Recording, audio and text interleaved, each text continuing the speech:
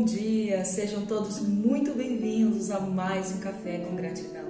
Que honra ter você aqui mais uma vez para juntos aprendermos da palavra do Senhor, ouvirmos e recebermos, acolhermos no coração mais uma porção que o céu derramará sobre nós, de força, ânimo, esperança e renovação para as nossas almas, para nos ajudar a caminhar mais uma milha, sendo fiel e obediente à sua palavra.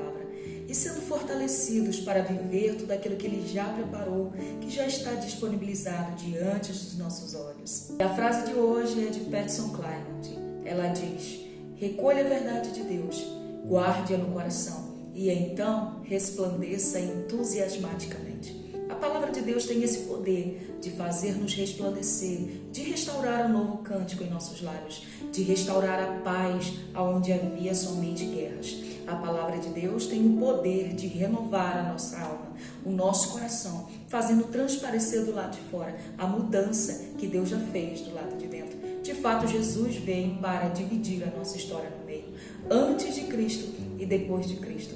Eu profetizo que no meio dessa tempestade, a paz, a cura, no meio dessas lágrimas, haverá sorriso, haverá a bondade de Deus, haverá a abundância da graça de Deus, manifestação do poder de Deus, porque depois de Cristo, você nunca mais será o mesmo. Já começamos a falar essa semana sobre Lucas, capítulo de número 1, onde fala a história de Zacarias e de Isabel, que era um casal que já estava avançado em idade e que sua mulher Isabel era estéril, mas também isso não foi impedimento para que o Senhor operasse um milagre em seu favor, porque nós falamos que Deus é especialista em se manifestar em um cenário de improbabilidades e de impossibilidades, porque ninguém é capaz de parar a mão de Deus, porque todas as coisas para Deus são possíveis, e agindo o Senhor, quem pode impedir? Nós vimos também que o altar, ele ainda é resposta. O altar responde. Enquanto nós servimos ao Senhor no templo, enquanto adoramos ao Senhor em sua casa, enquanto entregamos a nossa oferta no altar, no sacrifício a Deus, Deus, Ele está com os ouvidos inclinados para ouvir o nosso clamor, receber a nossa oferta e a nossa oração. Enquanto Zacarias oferecia ao Senhor o seu sacrifício continuamente no templo, mesmo Deus não tendo respondido à sua petição, Deus enviou o seu anjo para trazer-lhe a resposta, enfim, das suas orações. O tempo não tem poder de envelhecer a promessa e anular os projetos de Deus. Mesmo que Deus não responda no tempo que nós desejamos, Deus ainda assim está olhando para nós, está ouvindo o nosso clamor e continua recebendo a nossa oração. O que nós temos que fazer é nos posicionar, entender quem somos diante de Deus, saber qual é o nosso lugar no reino de Deus e perseverar na sua palavra, sabendo que o Senhor é o nosso Pai, é o nosso Senhor, é o nosso amigo e Ele está ouvindo o nosso clamor e no tempo oportuno a resposta vai chegar.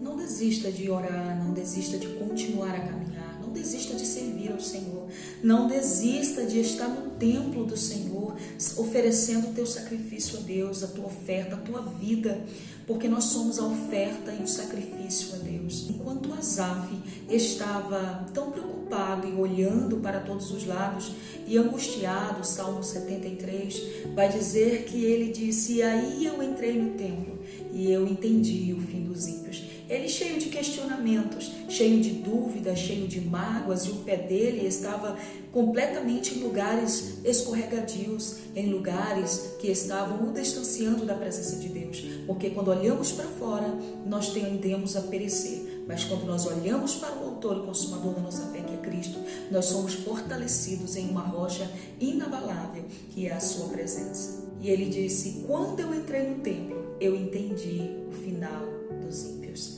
Ele estava tão queixoso, tão preocupado com muitas coisas, porque ele estava olhando ao seu redor. Mas quando ele passou a olhar para Deus, ele entrou no templo, todos os seus questionamentos foram sanados, porque ele entendeu que a presença do Senhor sobre todas as coisas que ele deve possuir ou viver, sempre será o suficiente. Ele disse: eu sei que o Senhor cuida de mim aqui e por fim me receberá em glória.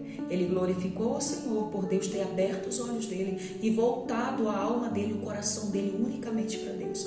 Os nossos pés tendem a escorregar e resvalar da presença de Deus, porque simplesmente paramos, tiramos o foco do nosso Senhor, do nosso Pai, e começamos a olhar para outras coisas.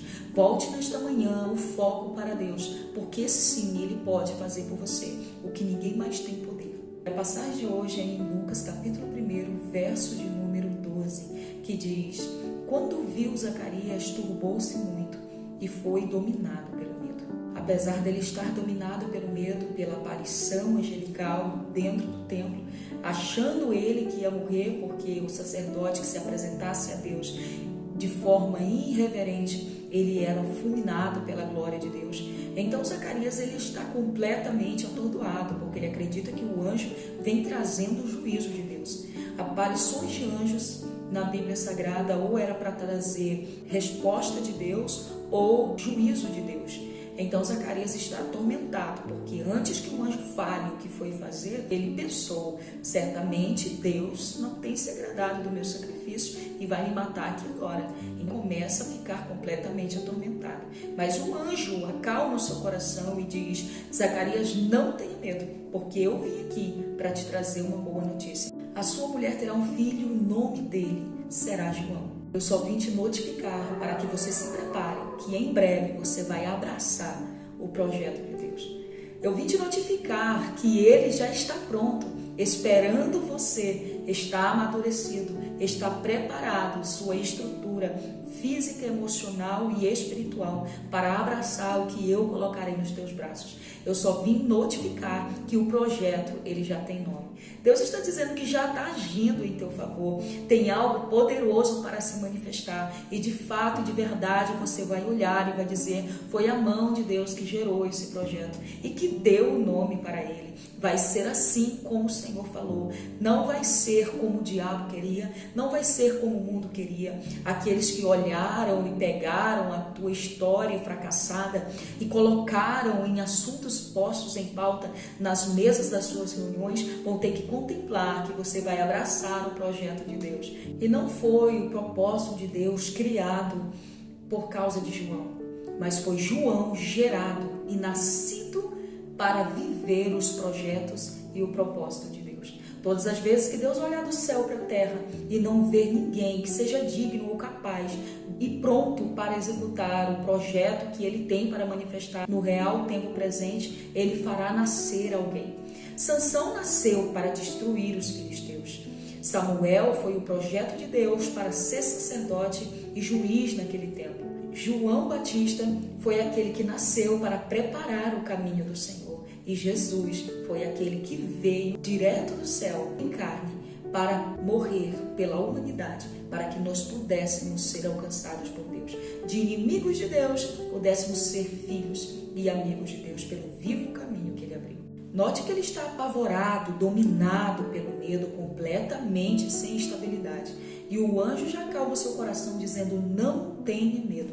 O que Deus está dizendo é: o que eu for fazer na tua vida vai acontecer. Eu vim te notificar para que você se prepare. Mas não permita que o medo paralise o que eu tenho na tua história. Não permita que o medo te faça ficar mudo. Não permita que o medo silencie a voz que é preciso que ecoe neste tempo.